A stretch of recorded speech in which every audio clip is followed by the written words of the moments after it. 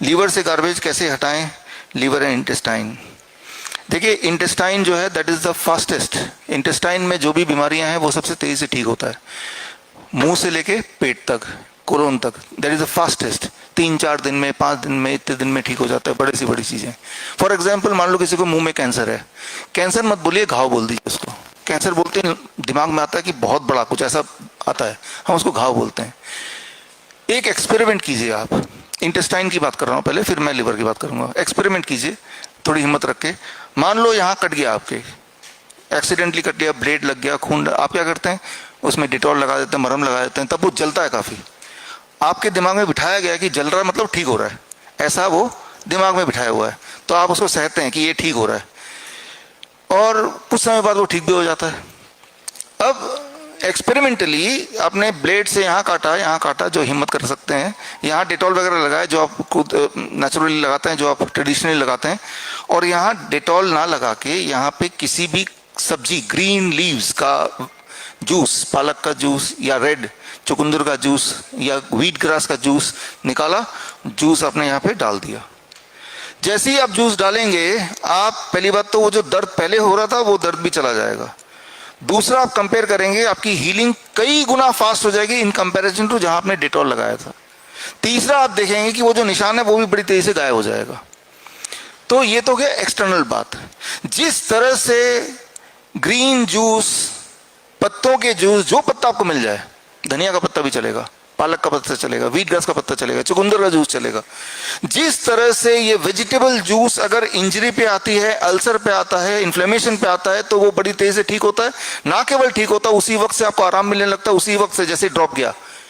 अब मान लीजिए इनसाइड आपके इंटेस्टाइन में कहीं अल्सर है, that is also an injury, या आपके माउथ में अल्सर है, राइट, यहाँ घाव है, तो जो भी आपके मुंह के अंदर जा रहा है वो घाव में लगता हुआ जा रहा है। अब इसका उल्टा कर लीजिए, जब भी मान लो एक कट लगाते हैं, यहाँ पे नमक मिर्च डाल देते हैं, तो क्या होगा? रोज ही एक बार नमक मिर्च डालना है, कितने दिन में ठीक होगा ये बताइए? कभी ठीक नहीं होगा। कि बॉडी 24 घंटे में ठीक करने लगेगी, फिर सुबह हो जाएगी, फिर नाश्ता लेंगे, फिर दोबारा उस वक्त डाल दिया।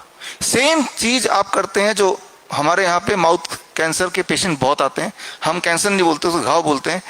जब तक मुंह के माध्यम से कुक्ड फूड जाएगा, कुक्ड फूड का मतलब नमक भी जा रहा है, तेल भी जा रहा है, मिर्च भी जा रहा है, तब तक वो जिंदगी भर ठीक नहीं हो सकता।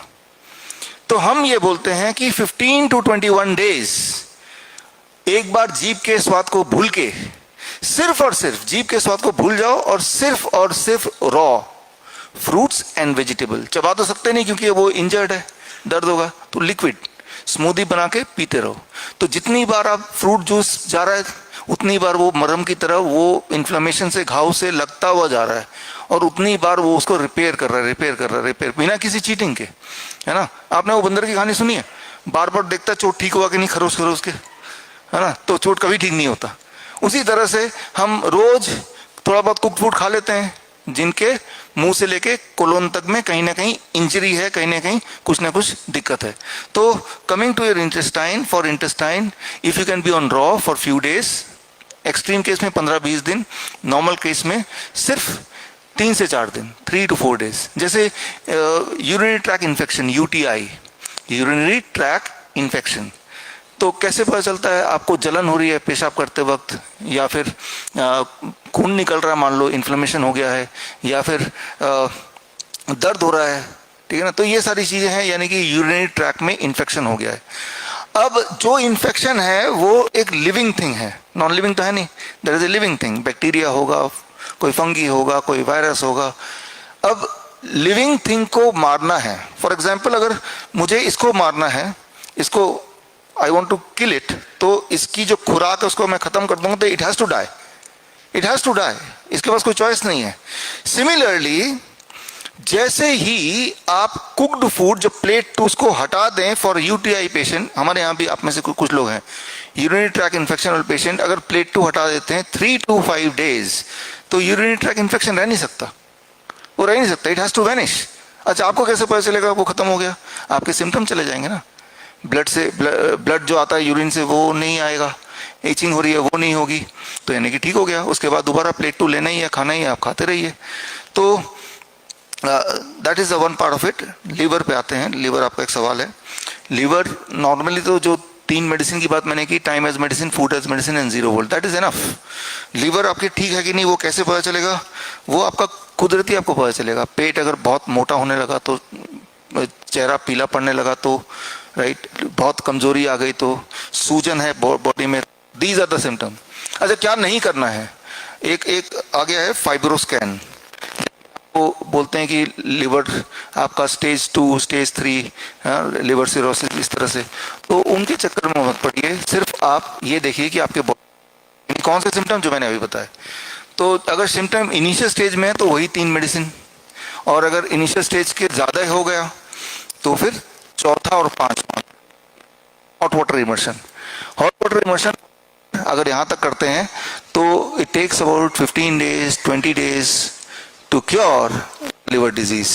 हाँ, यहाँ पे हम कराते भी, आप में से कुछ लोग कर भी रहे हैं, ठीक है ना। आगे चलते हैं जरा। किरण गुप्ता है यहाँ पे, है ना। फ्रूट भी स्टमक में एसिडिटी क्रिएट करता है, तो क्या करें? एम्प्टी स्टमक में फ्रूट लेते हैं तो एसिडिटी होती है? नॉर्मली नहीं होती है। जैसे हम तो DIP डाइट पिछले 14 सालों से देश में विदेश में हम प्रचार कर रहे हैं, आप जैसे पेशेंट मिलते ही हैं, तो ये फीडबैक रेयरली कभी आता है कि फ्रूट खाने से सुबह सुबह एसिडिटी होती है, लेकिन मान लेते हैं होती है। तो आप फ्रूट के कॉम्बिनेशन को बदल के देखिए, कौन से वाले फ्रूट से होती है तो उसको हटा दीजिए। तभी भगवान ने शायद इतने सारे फ्रूट बनाए हैं, तो हटा भी देंगे तब भी आपको चॉइस रहेगी, राइट। तो नॉर्मली एसिडिटी नहीं होती है। अगर होती है तो आप फ्रूट्स को बदल बदल के देखें कि कोई एक पर्टिकुलर फ्रूट से आपको तकलीफ है तो उसको छोड़ दें, फिर that is only answer, but that is the safest food to be eaten. अच्छा, ये मंजू शर्मा है यहाँ पे, आप IPD में कब आप आए हैं? कैंप में? आप कैंप में ना, बैठिए। देखिए, मेरे सिर पे ट्यूमर है, MRI कराया और स्टार्ट से हिम्स में इलाज चल रहा है। पहले शुगर नहीं था, अब 3 महीने से शुगर कंट्रोल नहीं हो रहा है, इसलिए यहाँ पे आई हूँ। ये है आपका सवाल। शुगर कितना है आपका? ब्लड शुगर कितना है आपका? हाँ, वो मैंने अलग से रखा है। आपको स्कैनर लगा दिया है?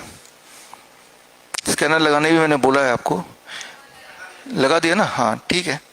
ये कभी कभी ऐसा होता है, कुछ यहाँ पे 2 ऐसे पेशेंट्स आप में से जिनका शुगर 500 है ना, तो उनको हम फिर 24 घंटे मॉनिटर करते हैं, 24 आवर्स, 24 घंटे कैसे मॉनिटर करते हैं वो कल आप सुबह वाले क्लास में हम दिखाएंगे आपको, कि जब आप रात को सोते हैं तो उस वक्त आपका ब्लड शुगर कैसा रहता है, वो रिदम देख के हम पहचानते हैं, फिर हम ये क्या इनकी थेरेपी होगी वो डिसाइड करते हैं।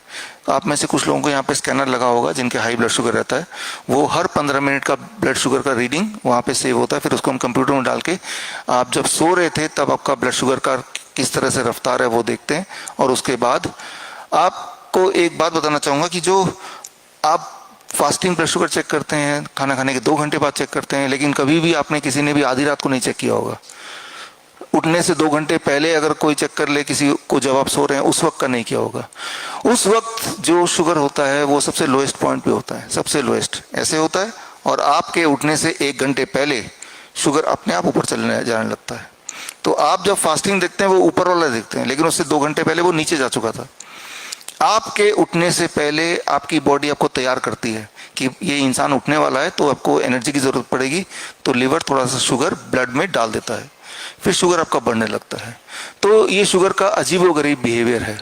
आप एक एक्सपेरिमेंट कीजिए, एक्सपेरिमेंट ये कि अपना ब्लड शुगर चेक कीजिए, चेक करने के बाद आप एक डरावनी मूवी देखिए, डरावनी खतरनाक मूवी जिसमें आपको डर लगे, और मूवी खत्म होने के बाद दोबारा ब्लड शुगर चेक कीजिए, आपका ब्लड शुगर बढ़ा हुआ मिलेगा। तो ब्लड शुगर जो है ना कई सारे फैक्टर पे डिपेंड करता है, कई सारे फैक्टर पे। तो कौन सा वाला फैक्टर कितना रिस्पॉन्सिबल है आप पर्टिकुलर आपके लिए शुगर को बढ़ाने के लिए, वो हमें थोड़ा सा अंदाजा लगाना पड़ता है। तो उसके लिए 24 घंटे की रीडिंग देखते हैं तो हमें कुछ आइडिया हो जाता है कि कल्प्रिट कौन है, जिम्मेवार कौन है। वो खाना है या कोई और बीमारी है, अंडरलाइन कंडीशन है, या कोई स्ट्रेस है, वो देखना पड़ता है। बट मैंने तो यही देखा है पिछले 15-20 सालों में कि शुगर नॉर्मली कितना भी हो किसी का, वो नॉर्मल हो ही जाता है। शुगर का मतलब क्या है? ब्लड शुगर, ब्लड में शुगर है ना, ब्लड में ग्लूकोज, यही मतलब उसका। तो मान लो आपका शुगर 100 आता है ग्लूकोमीटर, तो उसका मतलब क्या हुआ? उसका मतलब ये हुआ कि आपके 1 लीटर खून को अगर निचोड़ दें उसमें से 1 ग्राम शुगर निकलेगा। 1 चम्मच में कितना ग्राम होता है? 5 ग्राम शुगर। मेरे बॉडी में इस वक्त 5 लीटर खून है और मेरा अगर शुगर 100 आता है तो मेरे पूरे ब्लड को निचोड़ेंगे तो कितना ग्राम शुगर आएगा? 5 ग्राम। यानी कि इस वक्त अगर मेरे ब्लड के सारे शुगर को निचोड़ देंगे तो 1 चम्मच पर शुगर ही होगा। अगर 200 मेरा ग्लूकोमीटर रीडिंग आया तो कितने चम्मच शुगर होगा? 2 चम्मच। 300 हुआ तो 3, लेकिन आपका तो 500 है, तो कितने चम्मच शुगर है इनके? 5। 5 में से जो पहला आखिरी 3 चम्मच है उसी को हटाना है, तो रहेगा 2 चम्मच, यानी 200 तो ठीक ही है, नॉर्मल है। तो वो कैसे हटाना है? पहली बात तो जो डाइट आपको दे रहे हैं, जो टाइम एज मेडिसिन दे रहे हैं, इसी से अभी आपके रिपोर्ट्स में दिखाऊंगा हो जाता है। कुछ केसेस में नहीं होता, यहाँ पे 2 लोग हैं, तो फिर हम देखते हैं कि और क्या क्या कर सकते हैं। ऐसे कभी कभी होता है। खैर